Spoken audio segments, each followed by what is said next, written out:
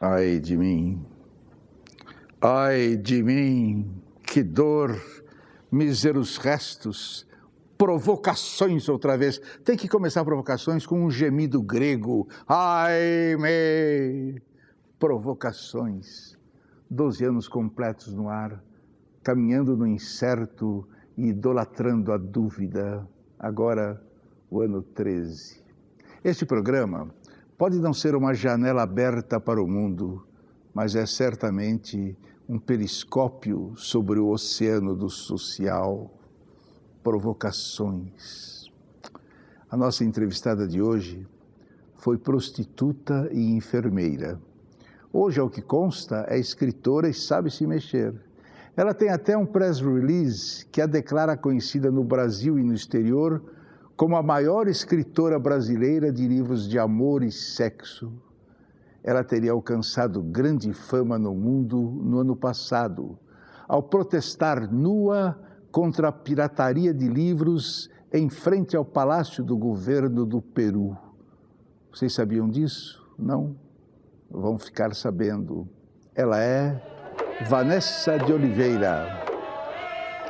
Vanessa de Oliveira. Quem é você? De onde você veio? E para onde você pensa que vai? Eu sou uma mulher que, assim como todas as mulheres, tem mais de 1000 mulheres dentro de mim. Então, eu tiro de dentro de mim aquela que se faz necessário no momento. Eu vim da zona, mas eu vou em direção à liberdade. Então, se no futuro eu tiver vontade de fazer A, B ou C, é para lá que eu vou. Uma feminista forte, hein? Uma feminista forte, mas uma feminista que gosta dos homens. Você é essencialmente puta, enfermeira ou escritora? Escritora, porque eu nasci escritora. Você é uma grande escritora? Na minha concepção, sim. Você é, no mundo, o 1000º caso de alguém que escreve sobre sua vida sexual. Isso dá dinheiro?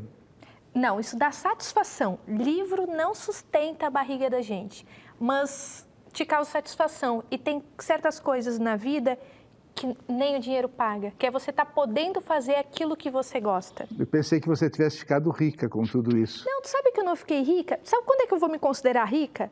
Quando eu simplesmente não precisar mais ter o objetivo de me sustentar. Consultora da Playboy. Sim. O que você ensina para essa revista? Como os homens vão fazer para manter a ereção? 10 passos para que eles não falhem na hora H, que é o maior medo dos homens, né? Por que, ao escrever, as ex-prostitutas só dão dicas sobre sexo e não aprofundam uma reflexão sobre a vida? Mas eu aprofundo. O Diário de Marise, na verdade, é muito mais um diário comportamental de como os homens agem, de como as garotas de programa agem, qual a relação do homem e da mulher, do que um livro erótico, porque, na verdade, nenhum homem vai ter uma ereção ao ler o Diário de Marise. Mas, em muitos momentos, você vai ficar abismado e vai pensar, nossa, na verdade, eu penso assim. Nossa, na verdade, minha esposa age assim. As garotas de programa são assim. Por que você escreveu 2 autobiografias diferentes? A primeira autobiografia era quando eu era uma garota de programa. Tudo aquilo que passava na minha mente, tudo que eu pensava dos homens, eu observava nos clientes. O segundo foi quando eu tive um relacionamento e que eu casei. Então, eu escrevi tudo aquilo que estava acontecendo dentro do meu relacionamento, que casualmente eu casei com um psicopata. Aí eu escrevi uma autobiografia da minha relação com ele. Um livro sobre administração de empresas e marketing. É um livro erótico? Não, é um livro que ensina empresários, estudantes de marketing, donas de casa, quem vai começar um negócio, as principais regras do marketing. Só que o que eu fiz? Quando eu dei os exemplos do que funcionava no mercado, eu usei os mesmos exemplos da profissão do sexo, porque profissão do sexo é um mercado e é um trabalho como qualquer outro trabalho. É lógico que uma pessoa religiosa vai ler o livro e vai ficar simplesmente abismado, mas se você se abster da moral e você ler com uma certa racionalidade, você vai dizer, não, realmente tudo isso daqui faz sentido. As mesmas técnicas que a garota de programa usa para se vender para o cliente, é as mesmas técnicas que uma grande empresa usa para se vender para os consumidores. Um livro de autoajuda. Ele te traiu? Problema dele. Isso é para as mulheres de seus ex-clientes? Para qualquer mulher. Porque o que eu observei? Muitas vezes o que acontece? A mulher ela é traída e a primeira coisa que ela pensa, o que eu fiz de errado, o que eu deixei de fazer, onde foi minha falha? E não necessariamente um homem trai porque está faltando alguma coisa dentro de casa. Geralmente ele trai porque ele é acostumado à variação sexual. Então, em determinado momento, ele encontra uma mulher super bacana, que é bonita, que é inteligente, que é dedicada no lar, mas ele não consegue romper aquele vício que ele tem de volta e meia contratar uma garota de programa, ou sair com uma colega de trabalho, ou arranjar uma paquerinha ali. E aí, o problema não está nela, porque quando o homem é viciado, ele pode ter a melhor mulher do mundo, a mais linda, ele vai trair ela. O problema é dele, não é ela. Mas a realidade da prostituta é essa que nós estamos vendo, é a realidade. Você tem que saber a realidade. Até porque eu já saí com algumas faz muito tempo, né? Porque hoje eu estou quase casado, mas a maioria faz porque gosta, porque ela ganha nesse tipo de trabalho muito mais do que ela ganharia se estivesse atrás de um balcão de loja, por exemplo. Eu acredito como uma infelicidade a pessoa ter que optar por essa forma de sobreviver, assim. Quem fala muito mal, cara, é aquelas pessoas que não convivem com essas pessoas perto. Fica na sua mansão, seu carrão, fecha o vidro lá, seu ar-condicionado e não vê, fecha os olhos para esse lado, entendeu? E só quer saber do vinde a mim, porque para dar para os outros nada. Tá avançado esse negócio de as prostitutas. Só falta andar pelada só na rua. Porque do resto, pelo amor de Deus, misericórdia. Nossa.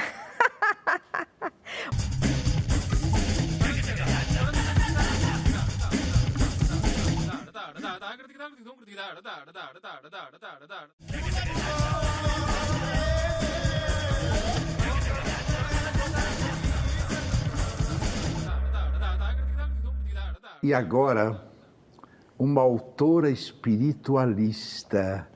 O livre-arbítrio é sagrado. Sim. Você está concorrendo com o Paulo Coelho? Não, tu sabe o que acontece? Às vezes as pessoas ficam um pouco chocadas, porque como que você está escrevendo de sexo e agora você está escrevendo de Deus? Como que funciona?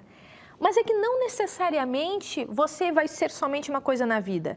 Não significa que eu me voltado para o lado do sexo, eu não tenho uma filosofia espiritual por trás disso e que não ache que isso, de repente, era importante para a minha vida. De repente, não é importante para a vida de outras pessoas, mas para a minha foi. Então, eu passei as minhas experiências para esse livro.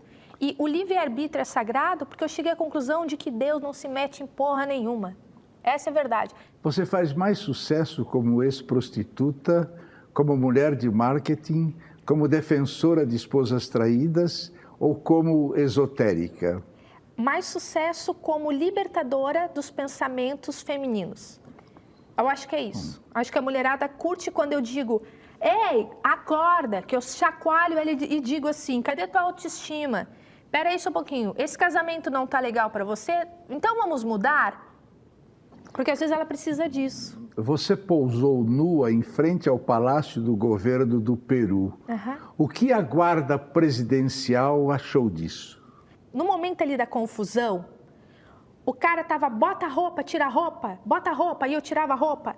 E aí os jornalistas começaram, mas isso é um protesto genuíno, por que você não deixa ela ir? Aí ele olhou para ela e disse assim, por mim eu deixava ela aqui, eu não posso. Quem andou pirateando os seus livros no Peru? Então, lá tem um mercado de pirataria muito livre. E o livro pirata é comercializado dentro da livraria. Então, por exemplo, assim, o meu livro, dentro da livraria, saindo do editor e indo para a livraria, custava 30 soles. Se você aceitasse o pirateado, custava 10 soles. E aqui no Brasil? Então, aqui no Brasil teve somente um site que era por download. Eu nunca sei falar download, nunca sei. E aí o que acontece? Quando deu todo o bafão lá do Peru, ele tirou. Além do Peru, onde mais você é famosa no exterior?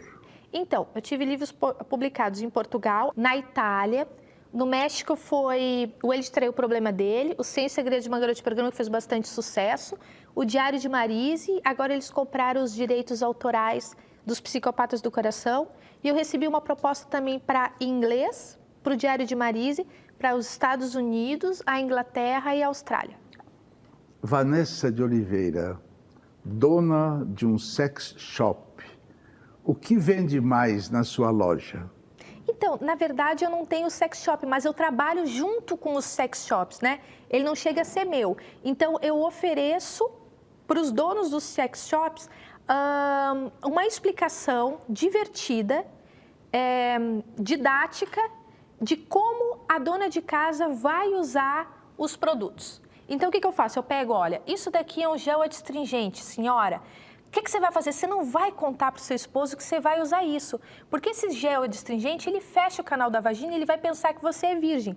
Só que se ele souber que você está usando um produto, ele vai perder um pouco da graça da brincadeira. Então, você vai lá, passa escondido dele, funciona como um gel lubrificante e depois você me conta o que ele achou.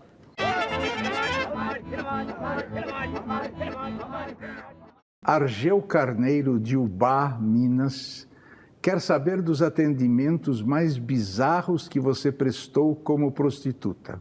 Nossa, eu tive vários bizarros mesmo. Nossa! Por exemplo, uma vez o cara pediu para mim bater nele. Só que, pensa, eu agora até ganhei um pouquinho de peso, mas há 10 anos atrás eu era muito magrinha. E eu tinha que bater nele por 2 horas.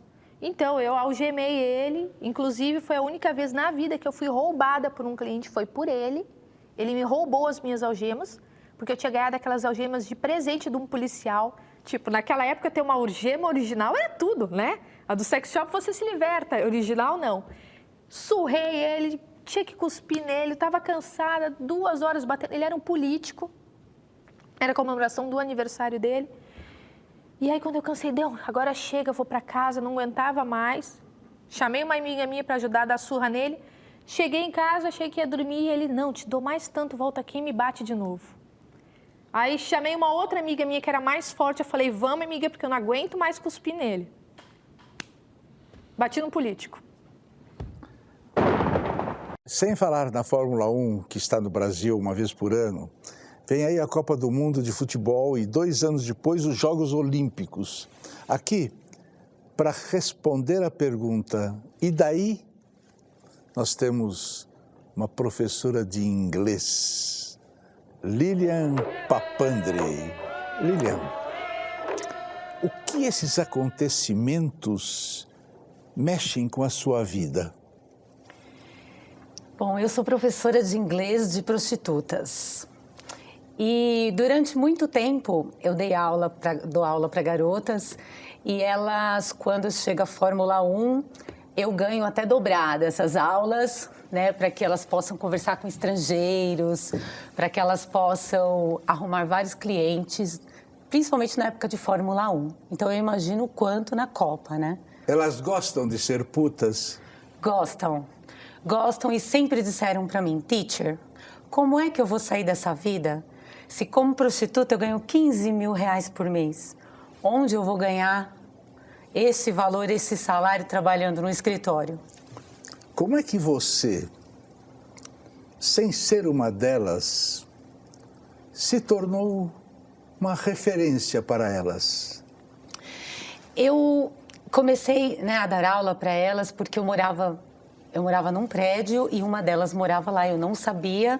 E ela me perguntou o que eu fazia. E eu falei, não, eu dou aula de inglês. Ela, você pode dar aula de inglês para mim? Eu falei, posso. E comecei a dar aula para ela de inglês, né? E eu achava estranho, porque algumas vezes eu ligava e ela falou assim, eu estou atendendo um cliente, você pode me ligar mais tarde? Pode vir mais tarde? Eu falei, claro. E eu comecei a achar estranho, achei que era esteticista, alguma coisa assim. E um dia eu perguntei, ela me falou, teacher, posso te contar como eu ganho a vida? Eu falei, pode. Eu sou garota de programa. Aí ela falou, você tem algum problema? Eu falei, não, nenhum problema. Aí ela falou, então tá ótimo, vou te arrumar várias meninas, já que você não tem preconceito nenhum. E te pagam bem? Pagam muito bem. O que elas precisam saber de inglês, além do óbvio? Elas sempre fizeram a aula, que eu sempre perguntei, o que você quer saber? Então, como que eu falo preservativo, várias outras coisas mais, assim, como que eu falo as partes do corpo humano, como que eu elogio um homem. Elas fazem a lição de casa em casa ou no trabalho? Fazer em casa. Algumas vezes, algumas delas me ligaram, 1h da manhã, 10. Teacher, eu não estou conseguindo entender esse estrangeiro, você pode atender para mim? Eu, tudo bem, pode passar.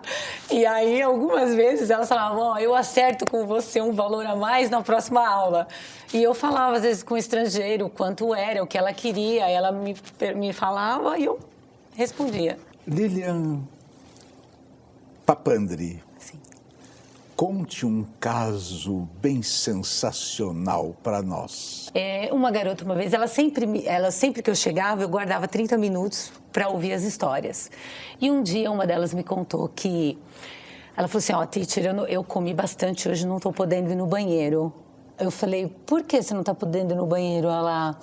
Porque um cliente me ligou e disse que a mulher dele nunca ele teria coragem de perguntar isso para a mulher dele, que por isso que ele ia pagar para uma garota de programa fazer. Que o sonho dele era ver uma mulher defecar em cima dele. E ele pagou R$2.000 para ela apenas para isso. Ela falou, ele disse para mim que não queria nada comigo, somente isso. É suficiente. Eu vou te dizer a maior delícia que eu experimentei, que eu amei.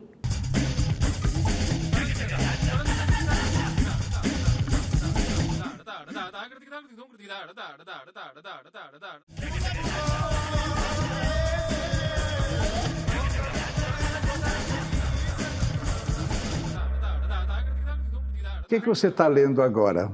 Não, o que eu estou escrevendo, né? Porque eu não, às vezes, eu estou lendo muito material do curso de sexologia porque eu estou fazendo a pós-graduação. Então, eu tenho bastante coisas sobre sexualidade voltadas para psicologia. Então, isso eu realmente estou lendo. Mas daí eu já estou escrevendo o 9º livro. Qual o grande autor que você descobriu e qual o grande autor que você ainda não descobriu? Então, tem um autor que eu gosto muito. É uma coisa assim, você começa a ler ele, chega no final do livro e você não aprendeu literalmente alguma coisa com ele, mas eu adoro a literatura dele. Eu acho que eu gosto daquela sacada dele de tô nem aí pra vocês, eu escrevo o que eu quero, que é o Bukowski. Adoro ele, adoro. Ele é o cara que ele é alcoólatra, ele foi preso, ele tinha problemas, ele era o escritor que só conseguiu ser consagrado como escritor no final da carreira e tem gente que ainda malha o pau nele. Mas ele foi tão livre, ele era tão ele, sabe? Quando ele simplesmente entrava dentro de uma igreja católica, pegava o vinho, ficava bebendo e mandava o pastor para PQP, que eu acho, não, esse cara é autêntico. E ele realmente era aquilo que ele mostrava no livro. Então, eu sou apaixonada por ele, porque ele é muito corajoso. Sem elegância. Nenhuma elegância. Você é reconhecida na rua por seus ex-clientes? Eu acho o seguinte, que já aconteceu de ex-cliente me confessar em lançamento de livro. Quando eles me veem na televisão, eles ficam um pouco apreensivos assim. Será que ela vai falar alguma coisa de mim? Será que, né? E pelas mulheres deles? Elas não sabiam. Você já transou com mulheres? Já transei. E qual foi a maior transgressão erótica que você praticou da vida? Eu vou te dizer a maior delícia que eu experimentei, que eu amei. Eu adorei, para mim foi o melhor homem de cama da minha vida. Era um homem de 75 anos. Ele matou a pau. Vanessa de Oliveira, ex-prostituta, 5.000 programas no currículo. Você tem alguma fantasia sexual? Tenho. Conta pra nós. Me leva para jantar e ir no cinema? Porque eu já fiz tudo o que eu queria, tudo o que eu não queria. E às vezes eu fico pensando assim, quando eu começo a namorar com alguém, o cara pensa, uau, agora eu vou viver na orgia. Não, mas tudo isso eu já fiz, agora eu quero uma coisa diferente. Que seria um jantar. Vamos jantar, vamos, entendeu? Vou fazer outra coisa. Quem maior mal fez ao mundo? Tá. Os preconceitos, a religião ou os bancos? Então, a igreja. A igreja. Você Entendeu? é religiosa? Eu acredito em Deus. A minha religião chama-se liberdade. Eu não acredito em nenhuma instituição que compele culpa à pessoa. Então, uma religião que diz para mim que você é seu karma, você tem que aguentar, eu não quero. Uma religião que diz para mim, aquilo que Deus uniu na terra, você não pode separar, e você tem que pagar porque o filho dele morreu por você, eu também não quero. E aquela religião que diz assim, não, porque você pode estar obsediada pelo capeta, eu também não quero. Porque para mim tudo isso é forma de manipulação. E se Deus existe, a última coisa que ele é manipulador. Para mim, Deus é uma coisa de liberdade. Então, a minha religião chama-se liberdade. Vanessa, como é que você gostaria de morrer? Super consciente, experimentando absolutamente tudo o que está acontecendo à minha volta. Eu quero sentir, eu sair do corpo e quero ver qual é a grande verdade que está por trás de tudo isso daqui. Eu sou uma mulher muito curiosa. Mesmo no hospital com aquele negócio assim? Quero tudo. Eu engulo tudo o que a vida me oferecer e eu devolvo. Vanessa, eu quero experimentar. Em caso de reencarnação, onde, quando e como você gostaria de voltar? Eu gostaria de voltar com uma pessoa com possibilidade e com inteligência suficiente para mudar o mundo, mas de uma forma positiva. Se eu pudesse, hoje eu trabalharia com mulheres e com crianças. Se eu tivesse condições, eu abriria uma instituição. Eu ajudaria as pessoas a encontrar um novo objetivo. Eu gostaria de vir com essa missão se reencarnação existir. Vanessa, você mente? Pouco. Eu minto se eu estiver precisando me salvar, mas muito pouco. Às vezes eu me ferro pelaquilo que eu digo, mas eu ainda prefiro estar dizendo a verdade do que estar me moldando, porque eu me sinto envergonhada se eu tiver que ter uma postura hipócrita. Então, quando uma mulher senta na minha frente, ela conta o que está acontecendo com ela, ela me pergunta o que está havendo, eu tenho... Às vezes me dói, mas eu digo, olha, teu marido está saindo com fulano, é isso que está acontecendo no teu casamento. Eu não floreio verdades, por mais que doa na pessoa. Você chora? Muito pouco. Sabe por quê? Quando eu era pequena, eu chorava muito. Eu tinha isso. Só que eu descobri que chorar nunca fez eu mudar as coisas. E uma época que foi muito difícil da minha vida, não adiantava chorar, tinha que lutar. Então eu me acostumei a não chorar. Eu choro assim, muito pouco, muito... A minha fuga é... Eu me recolho, eu durmo umas 2 horas e eu acordo renovada. Não sei para onde eu vou.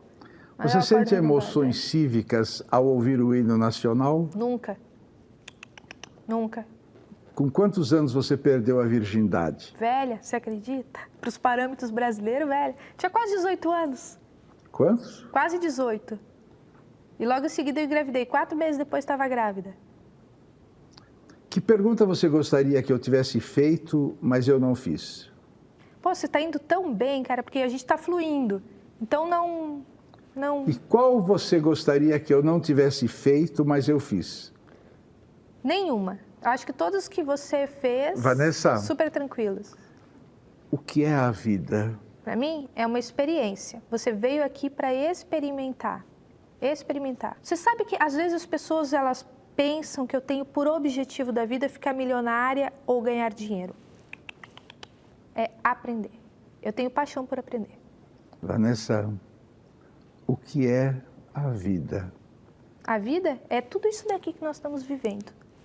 Tá bom, então dá um abraço aqui. Dá um abraço. Que a única coisa falsa do programa é o abraço. Não tá? é, não. Agora aí, fotografa e só vai sair no jornal quando você morreu, eu.